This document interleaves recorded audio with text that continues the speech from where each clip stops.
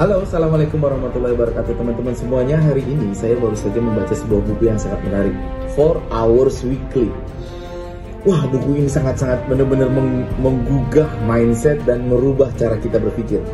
Di dalam buku ini dikatakan bahwa ternyata teman-teman, ini keren banget. Ternyata dikatakan bahwa orang-orang kaya itu ternyata tidak bekerja sekeras orang-orang miskin.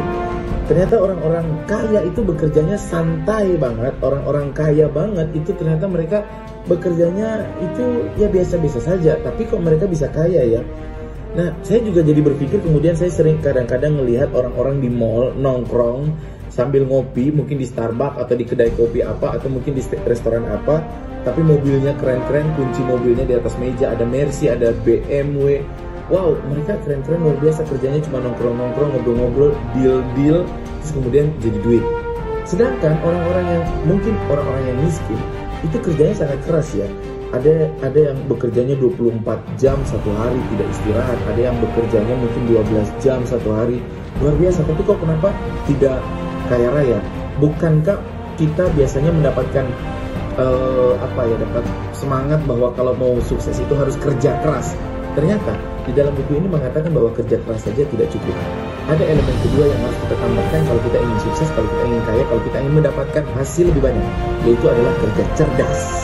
Kerja cerdas ternyata definisinya adalah kita harus memilih. Memilih, kata kuncinya yang pertama adalah memilih. Memilih pekerjaan-pekerjaan yang memberikan hasil yang besar. Ternyata di dunia ini tidak semua aktivitas, tidak semua pekerjaan memberikan hasil yang besar. Kalau di dalam Pareto, ini ilmu yang lain lagi, tapi saya coba menghubungkan dengan ilmu ini.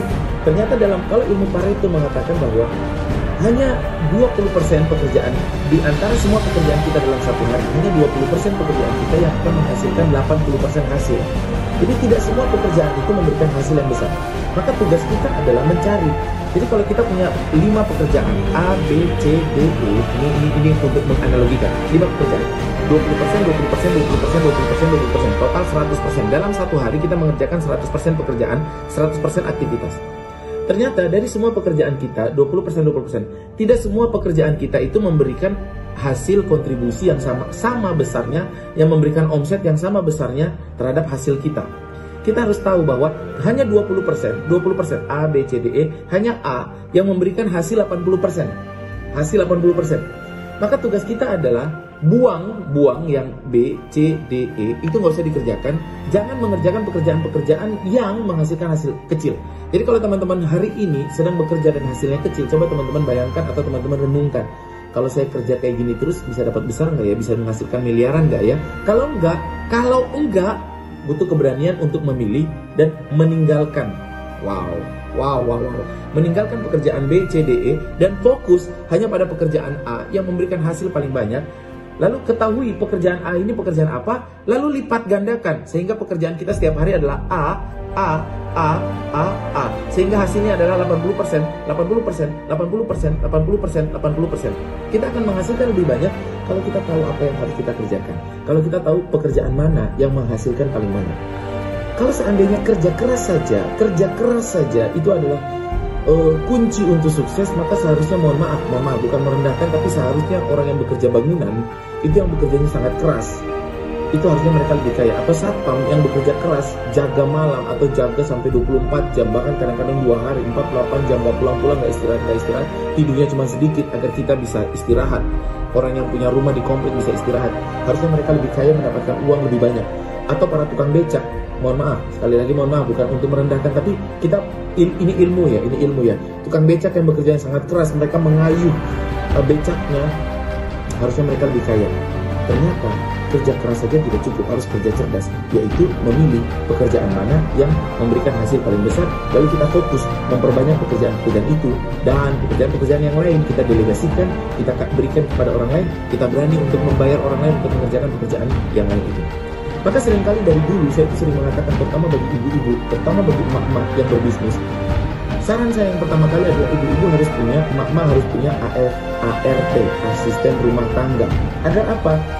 Jadi jangan berpikir bahwa kan masih bisa dikerjakan sendiri, kan kita adalah ibu rumah tangga. No. Ini bukan tentang mengerjakan sendiri, tapi ini tentang mendapatkan hasil yang lebih banyak. Kalau ibu-ibu sebagai pengusaha ingin supaya mendapatkan hasil lebih banyak supaya bisnisnya bertumbuh, maka pekerjaan-pekerjaan yang tidak berdampak besar, yang memberikan hasil kecil itu tolong didelegasikan kepada ART. Yang bisa didelegasikan, delegasikan. Mencuci piring, mencuci baju, apalagi menyetrika, itu pekerjaan-pekerjaan yang tidak berdampak besar terhadap peradaban atau terhadap kemajuan bisnis, dan itu menghabiskan energi. Maka delegasikan saja. Dari zaman Nabi Muhammad itu juga sudah ada khodimat atau pembantu rumah tangga atau asisten rumah tangga kalau kita sebut sekarang. Maka kita harus berani untuk membayar asisten rumah tangga agar kita bisa punya waktu luang lebih banyak untuk memilih dan mengerjakan pekerjaan-pekerjaan yang memberikan hasil paling banyak. Maka teman-teman semuanya, hari ini teman-teman coba renungkan. Di antara semua pekerjaan saya hari ini, coba dituliskan. Lalu dilihat, apakah semua berdampak besar, sama, terhadap hasil. Yang kedua, mana yang berdampak paling besar, dan mana yang berdampak kecil.